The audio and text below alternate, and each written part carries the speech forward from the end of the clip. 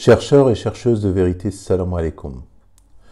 Donc, comme promis, je vais vous parler du diable, Shaitan, Iblis. Donc, comme vous imaginez, toutes ces images-là qu'on peut imaginer de ce diable, c'est imaginaire. Parce que Allah, il te dit dans le Coran, un moment dans le Coran, quand il dit Kasharati Zaqum, que ces fruits, cette shajara, Ka'annaha ru'us shayatin, il te dit que les fruits de Zaqum ressemblent à c'est un arbre qui sera en enfer, qui ressemble aux têtes du diable. Bon, certains diront, oui, mais le diable, personne ne l'a jamais vu, ne connaît pas son image, on ne sait pas à quoi il ressemble. Et que pourquoi Allah il dit dans le Coran, il te donne un exemple. Parce que Allah dans le Coran, il essaye de te donner, il te parle du diable, et c'est à toi d'imaginer que c'est quelqu'un de mauvais. Le diable, c'est une créature mauvaise. Donc, tu fais travailler ton imagination et tu l'imagines comme une créature horrible. Mais on ne sait pas à quoi il ressemble, d'accord? Il faut comprendre que le diable, Shaitan, était parmi les rapprochés et qu'il existait à l'époque, quand l'homme évoluait, il n'était pas encore Homo sapiens, c'était encore un Néandertal ou un Homo erectus, où il était en train d'évoluer, et que Shaitan vivait déjà dans l'éternité, il était déjà éternel, d'accord? Le diable était déjà éternel, et les anges qui étaient rapprochés avec Allah étaient aussi dans l'éternité. Parce que l'éternité existe déjà. L'éternité, c'est-à-dire des créatures vives éternellement, existent déjà. Et l'homme, Allah l'accompagne dans son évolution, et la vie présente et l'au-delà ne sont qu'une continuité, et la vie éternelle est un processus inévitable, d'accord? La vie éternelle. Donc, Shaitan et les anges sont des êtres qui ont vu l'homme évoluer, et quand Allah leur a demandé de se prosterner devant Adam, une fois que Adam, quand Allah va le façonner, quand il va façonner l'homme, et il va lui donner un ruh, c'est-à-dire un esprit, il doit se prosterner. Mais eux, ils ont bien compris le truc. C'est-à-dire qu'ils doivent se prosterner à lui, c'est-à-dire être ses serviteurs en quelque sorte. Parce que Allah a donné à l'homme le pouvoir d'être un khalifa. Khalifa, c'est-à-dire l'administrateur des affaires terrestres. Et eux, ils devaient se prosterner devant lui éternellement, c'est-à-dire même au jour du paradis, parce que dans le paradis, ceux qui seront au paradis auront des fruits et ils auront des habits façonnés, ils auront des tapis, ils auront des choses que ce n'est pas eux qui fabriqueront, ce seront les anges qui fabriqueront ces choses-là. D'accord? Et eux, ils administreront l'affaire de ce paradis qui sera la terre. Hein, ils administreront cette chose-là. Quand Allah il a dit Inni ja'ilun fil ardi khalifa, ça ne veut pas dire sur la vie présente. Fil ardi khalifa, ça veut dire dans la vie présente et dans l'au-delà. L'ard, c'est le paradis aussi.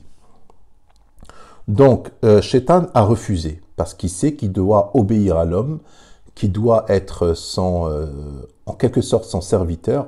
Bon, son serviteur, je veux dire, qui doit lui obéir. Yashjud, as-sujud veut dire aussi obéissance. Éternellement. Donc, il a refusé. D'accord? Parce qu'il s'est dit, je ne veux pas me prosterner devant quelqu'un que tu as créé de terre, de sable, de mintain. Donc, il a pris une position. Le shaitan a pris une position. Maintenant, Shaitan, c'est quoi? Les anges, c'est quoi? Ce sont des créatures que nous n'ignorons. Ce sont diverses créatures. Ce n'est pas une espèce de créature. Parce que Allah, dans l'univers, il a forcément... il y a des paradis qui existent dans l'univers, des vies éternelles, et des rapprochés aussi. Shaitan était un rapproché. D'accord? Et Allah l'a banni. Il l'a maudit et il l'a banni. Donc, il est devenu un ennemi de l'homme. Et Allah nous dit qu'il est votre ennemi Et il a le pouvoir sur terre de entraîner des hommes dans sa doctrine, dans sa mécréance et dans sa rébellion. Maintenant, ce qui nous intéresse dans cette vidéo, c'est de comprendre ses stratégies et de comprendre qui il est réellement. D'accord? J'ai fait beaucoup de versets. D'accord? Il faut comprendre que, par exemple ici, par exemple, le jour de la résurrection, qu'est-ce qu'il va dire? Et quand tout sera accompli, le diable dira, « Certes, Allah vous avait fait une promesse de vérité, tandis que moi, je vous ai fait une promesse que je n'ai pas tenue. Je n'avais aucune autorité sur vous, si ce n'est que je vous ai appelé, et que vous m'avez répondu. Ne me faites donc pas de reproches, mais faites-en à vous-même. Je ne vous suis d'aucun secours, et vous ne m'êtes d'aucun secours. Je vous renie de m'avoir jadis associé à Allah. Certes, un châtiment douloureux attend les injustes. » Donc, il va renier qu'on l'a associé, parce que il faut comprendre que on peut se soumettre, on peut être un musulman à lui, au shaitan. C'est-à-dire, par exemple, ceux qui font les 5 prières par jour, hein, ils se prosternent, ils croient se prosterner devant Allah, en réalité ils se prosternent à celui qui leur a prescrit ces salats. Ceux qui font le ramadan de la manière, en obéissant à la lune, en prenant la lune comme calendrier lunaire, ils se prosternent à celui qui leur a prescrit ce jeûne de ramadan. Donc ils se prosternent à Shaitan qui leur a prescrit tout ça. Donc, je vous renie de m'avoir jadis associé à Allah. Shaitan, il prescrit aussi les gens qui... Parce qu'on peut être musulman, on peut être croyant, d'accord? Et on croit être croyant à Allah, obéir à Allah, mais en réalité, on ne fait que obéir au diable. Ça, c'est chez les associateurs, les chiites, les sunnites, même certains coranistes. Et le diable, il est présent partout. D'ailleurs, je vais vous le démontrer dans beaucoup de versets.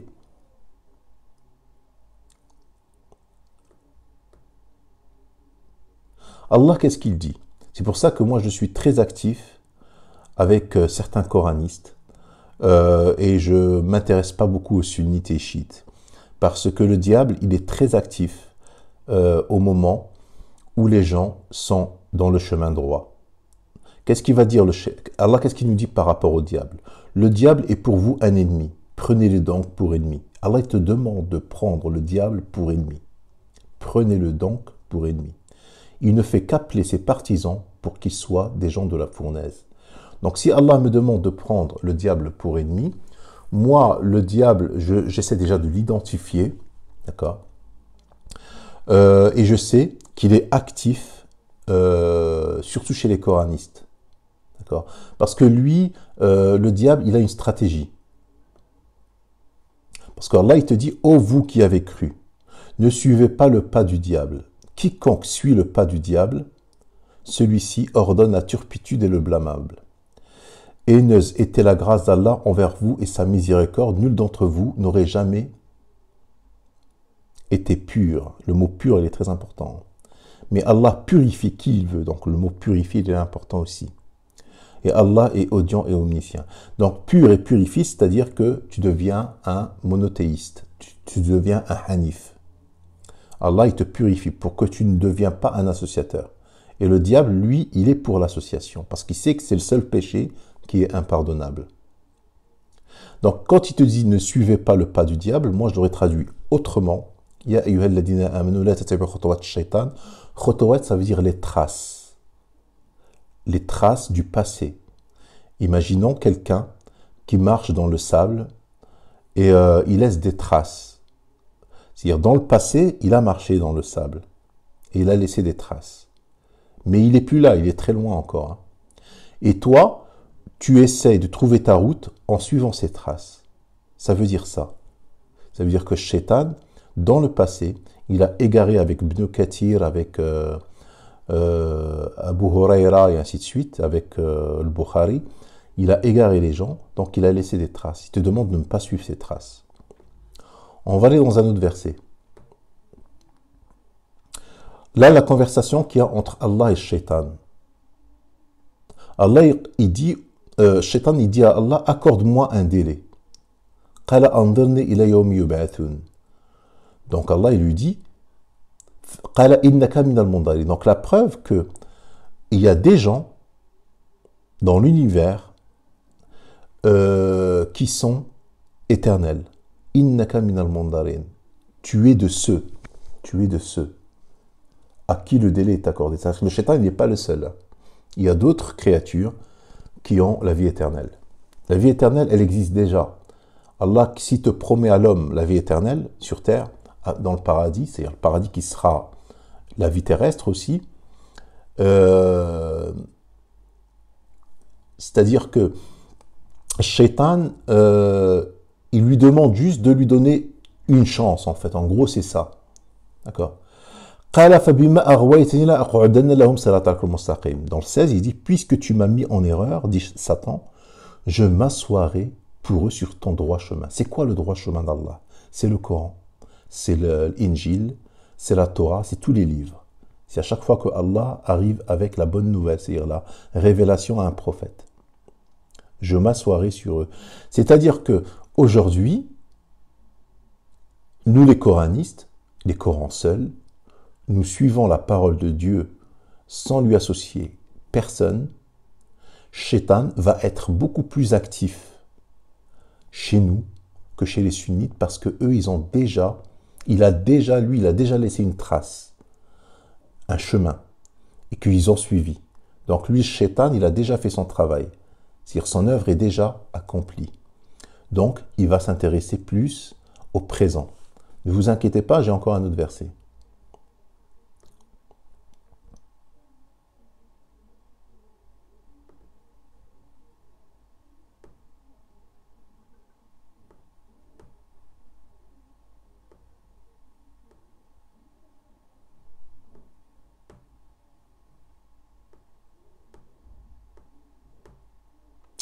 Il y a un verset où Allah dit,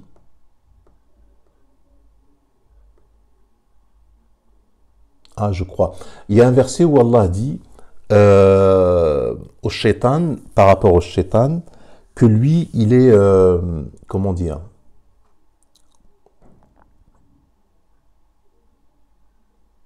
min bayni aydihim min khalfihim, c'est-à-dire que Allah, il a, je crois que c'est ici, ouais, je crois que c'est ici.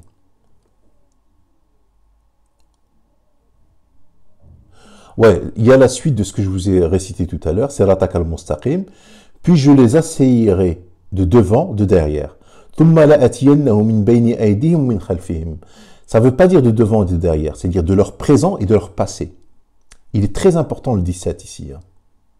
De leur présent et de leur passé. C'est-à-dire, c'est-à-dire de partout. C'est-à-dire leur présent et leur passé. C'est-à-dire que dans le passé, il a déjà achevé son œuvre. C'est pas de devant et de derrière, c'est de leur présent et de leur passé. Min bayni aydihim, si tu regardes dans d'autres, je peux vous le démontrer, dans d'autres versets coraniques, min bayni aydihim min khalfihim, ça veut dire présent et passé. C'est-à-dire le présent. Aujourd'hui, c'est les coranistes qui surfent sur Internet, qui essayent de trouver la vérité, la voie de Dieu, sa lumière. Lui, Shaitan, il va aussi surfer sur Internet. Il va se faire passer pour un coraniste. Et il va égarer les gens. Lui, il ne cessera jamais.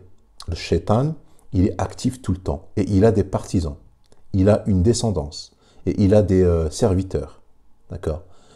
Qui travaillent pour lui. Et après, dans le 18, Allah, il te dit, sors de là. Banni et rejeté. Quiconque te suit parmi eux, de vous tous, j'emplirai l'enfer. Donc, Shaitan, il a une stratégie, d'accord, depuis la nuit des temps, avant Adam, avant que l'homme reçoive le ruh, c'est-à-dire l'esprit, il a une stratégie qu'il a bien élaborée. Il n'est pas bête, contrairement. Si dans le Coran, Allah nous a indiqué un petit peu sa stratégie, et sa façon de faire, et ce qu'il va dire le jour de la résurrection, et à quel point c'est un ennemi pour nous. Donc vous comprendrez pourquoi aujourd'hui, je suis beaucoup plus intéressé par certaines personnes qui se prétendent être coranistes que des sunnites ou des chiites ou des chrétiens, ou des catholiques. Ces gens-là, l'œuvre du diable, il les a touchés, et il ne... Comment dire, c'est un aller sans retour, d'accord? Tandis que aujourd'hui, moi je vis en 2020, je dois le prendre comme ennemi, comme il me prend comme ennemi. Comme c'est un ennemi pour moi, je dois le prendre pour ennemi. Je vais vous faire des vidéos plus tard pour démonter les dires de la dernière vidéo de Lion Mousteslim. Vous savez ce que ça veut dire Mousteslim? Et pas muslim? Muslim, ça veut dire soumis. Moustaslim, c'est celui qui prétend être un musulman, un soumis. Moustaslim, ça veut dire ça. C'est pour ça que je l'appelle Lion Moustaslim. Lion Moustaslim, je vais vous démonter ses dires. Vous allez voir que à chaque fois qu'il sort un verset, déjà, il tord le sens de ce verset. Il ne le récite pas correctement. Et en plus, par exemple, Qul Ya ayyuhal kafirun, la a'budu ma ta'budun, dit ô vous les associateurs, vous les kafirun, c'est-à-dire les négateurs, je n'adore pas ce que vous adorez. Il a dit que le prophète a dit ça. Alors que Allah, il a dit Qul, Allah il lui dit de dire, il dit au prophète de dire, c'est pas le prophète qui dit de lui-même. Alors que lui il dit que le prophète, déjà, il a dit, il a jugé qu'ils étaient des kafirun. En fait, c'est quelqu'un qui pense, c'est un philosophe, qui pense par lui-même, sans un appui coranique. Parce que Allah, qu'est-ce qu'il dit dans le Coran? Il dit de juger à travers ce qu'Allah a fait descendre. Tu ne peux pas juger des gens par toi-même. Tu n'as pas le droit. Lui, il dit que tu peux. Tu peux juger que celui est un kafir, celui-là n'est pas. Moi, si je dis que Lion Moustaslim n'est pas un coraniste, n'est pas un soumis au Coran seul, n'est pas un hanif, si je dis ça, c'est parce que je vois en lui qu'il enjolivit les paroles d'Allah, d'accord, sans preuve du Coran. C'est pour ça que je dis ça. Mais moi aussi, je n'ai pas le droit de juger quelqu'un. Voilà, c'est ici. Allah il te dit, juge alors parmi eux d'après ce que Allah a fait descendre. Ne suis pas leur passion et prends garde qu'ils ne te tentent de t'éloigner d'une partie de ce que Allah t'a révélé. Et puis, s'ils refusent, sache qu'Allah veut les affliger pour une partie de leurs péchés. Beaucoup de gens, certes, sont des pervers. Donc juge alors parmi eux d'après ce que Allah a fait descendre. Si moi je dois juger quelqu'un, je dois le juger d'après ce que Allah a fait descendre. C'est-à-dire, je dois apporter des preuves coraniques pour démonter ses dires. D'accord? Je vais vous faire les prochaines vidéos. Parce qu'après, vous allez dire, oui, mais il a eu une obsession de Lion Moustaslim. Non, je n'ai pas une obsession. C'est que je vois en lui le diable incarné sur YouTube. Parce que le diable, comme je vous ai expliqué à l'instant, il est très actif. Il cherche à égarer les gens qui cherchent la guidance, parce que lui, son but, c'est d'égarer le maximum de gens et d'en laisser très peu. Seuls les gens,